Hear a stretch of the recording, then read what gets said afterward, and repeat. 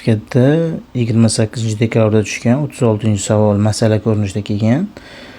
Nima deyapti savolda? AC ufqning qaysi tomoniga to'g'ri keladi? Ishlanish yo'li, demak, birinchi ishimiz 75 gradusga qo'shamiz. 60 gradusni 5 tushadi. 13 tushadi, 135. Biz bilamizki, 135 janubiy sharqqa to'g'ri keladi. Yozamiz, janubiy sharq deb yozamiz.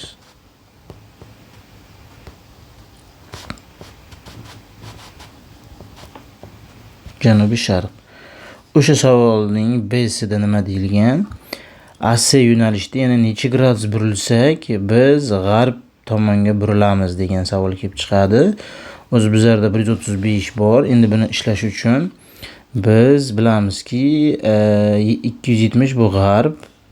270 dan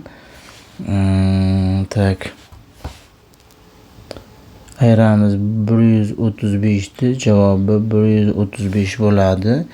B'siga 135 gradus deb yozishni o'zi kifoya bo'lar edi.